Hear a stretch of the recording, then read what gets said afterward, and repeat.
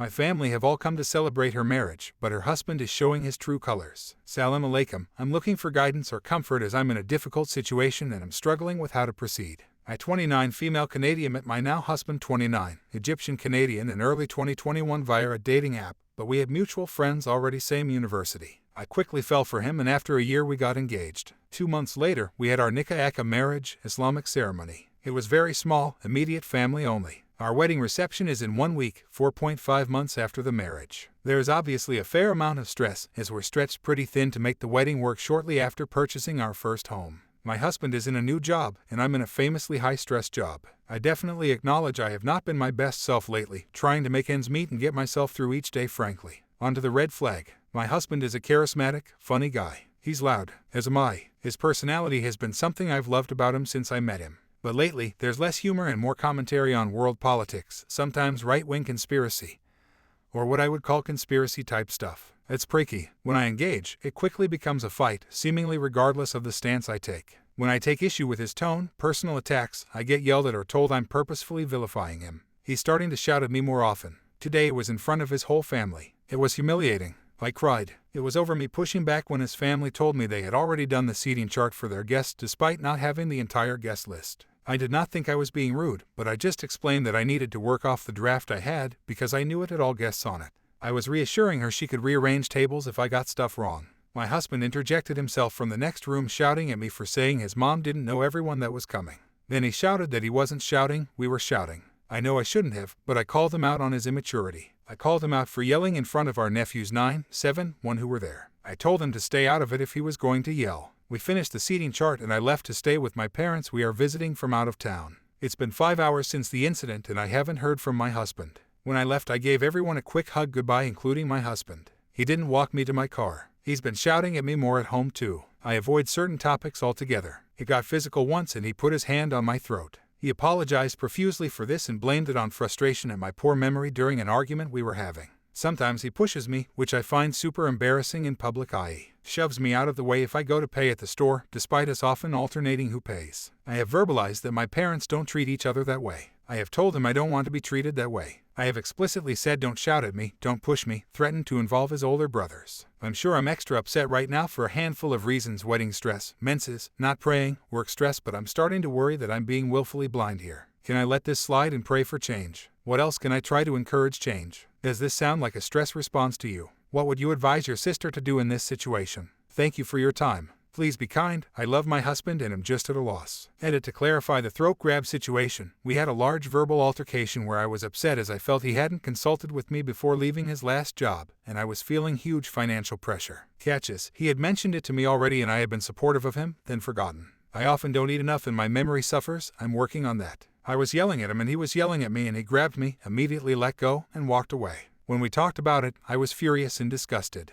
He pointed out that while it was awful of him to do, he did what he was supposed to do, stopped, walked away. Basically, he didn't let it go any further than scaring me. I didn't have any injury from it, I was just upset. It was still wrong that he did it, and he has apologized, but I do recognize he must have been exceedingly frustrated as I was yelling at him for something I had cheerfully accepted only a couple of days before. Next day update: thank you from the bottom of my heart. This thread was the difference between me accepting his apology and calling his behavior out. I told him today I won't tolerate him shouting at me again. Period. He initially escalated and said fine, call off the wedding then. I called my dad at that point, right in front of him, and told my dad everything. Yes, the throat grab too. Then I called his eldest brother and told him everything too. His mom and eldest brother are on their way here to mediate. I called a friend from work who got a crash course text after the call to bring her up to speed so I don't get hanged up on. Waiting for them all to get here now. Husband is incredibly apologetic. Promising change. Does not want to call the wedding off. I'm standing my ground that I won't be treated poorly anymore. We're going to discuss everything. When his brother, mother get here. Update post, October 2nd, 2022.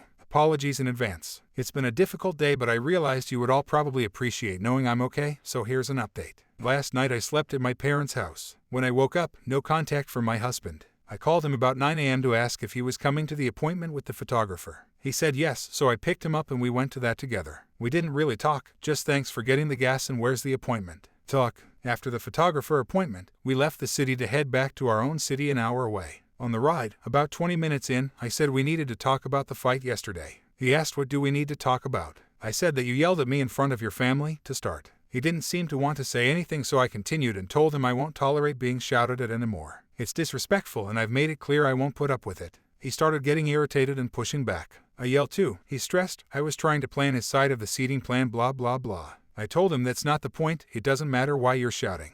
I won't tolerate being shouted at anymore. I need this to change or I can't go through with spending my life with someone who treats me poorly. He said, well, I'm not changing, so call off the wedding then. He took that back pretty quickly, but not before I called my dad right in front of him. I called my dad and told him as plainly as I could that since my husband and I moved in together, he has been increasingly verbally abusive to me. I also told him about the throat grab and the shoving in public. While I was telling my dad this, my husband was speaking quietly beside me. Seriously, you're really dragging them into this, etc. in my ear. I tuned him out and focused on my convo with my dad. This was telling. I told my dad everything and we made a safety plan. I called him when we got to our city and again when my husband left. My dad reminds me I do not need to go through with the wedding and that abuse typically gets worse, not better. I told my dad I don't know whether to go through with the wedding and he tells me he thinks that's the appropriate response here, but reminds me that there's no need to make decisions today. After I called my dad, I asked him, are you calling you mom or am I? He told me to. Instead, I called his eldest brother. His parents are elderly. I told him everything and he spoke to us a bit on the phone. He was perplexed by what I had told him and was condemning his brother's actions. We get home, husband pouring honey in my ear now about how we're not calling off the wedding, not getting a divorce, he's sorry and will agree to counseling, etc. We get a phone call. His mom and eldest brother are on their way up to our city to mediate. I called my parents right away. They were not happy with the idea of his family leading a mediation.